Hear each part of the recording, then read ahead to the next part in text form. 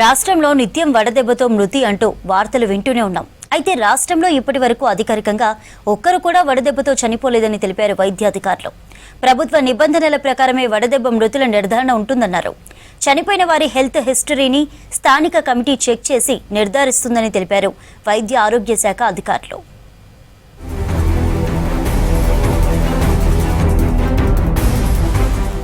రోజు రోజుకు ఎండలు పెరిగిపోతున్నాయి. ఏప్రిల్లోనే అధిక ఉష్ణోగ్రతలు నమోదు కాగా మే నెలలో మండిపోతాయని వాతావరణ శాఖ అధికారులు హెచ్చరిస్తున్నారు. దీంతో నిత్యం వార్తల్లో వడదెబ్బతో మృతి అంటూ వార్తలు వస్తూనే ఉన్నాయి. అయితే అన్ని మరణాలను వడదెబ్బ మృతులుగా పరిగణించలేమని అంటున్నారు అధికారులు. సహజ మరణాలన్నీ వడదెబ్బ జాబితాలో రావన్నారు. వడదెబ్బ మృతిని భారత ప్రభుత్వం నిబంధనల ప్రకారం నిర్ధారిస్తామని తెలిపారు అధికారులు. అందరూ కూడా అప్రమత్తంగా ఉండి టెంపరేచర్ ఏదైనా కారణంగా అత్యవసరంగా మనం బయటికి వెళ్ళినప్పుడు టెంపరేచర్కి మనం హీట్ స్ట్రోక్ రాకుండా మనం జాగ్రత్తలు తీసుకుంటే వచ్చే అవకాశం ఏమీ ఉండదు.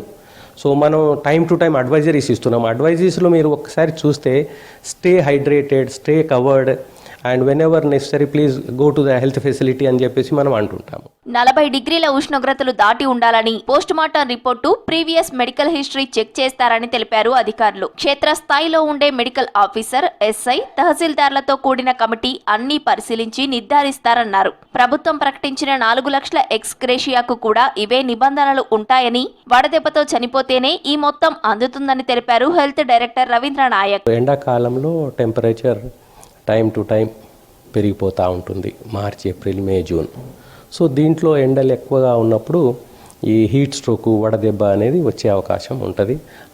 ఆస్కారం ఉన్నప్పుడు మనం కూడా జాగ్రత్తలు తీసుకొని వాటి బారిన పడకుండా మనం జాగ్రత్తలు తీసుకుంటే ఆరోగ్యంగా ఉండవచ్చు. సపోజ్ ఎవరైనా కూడా ఎండ బారిన పడి హీట్ స్ట్రోక్ ఒకవేళ తనకు వచ్చినట్టు అనిపిస్తే దాంట్లో మనకు మెడికల్ ఆఫీసరు, తర్వాత ఎస్ఐ, తహసీల్దార్ ముగ్గురి కమిటీ ఉంటుంది. మండల్ లెవెల్ కమిటీ ఉంటుంది.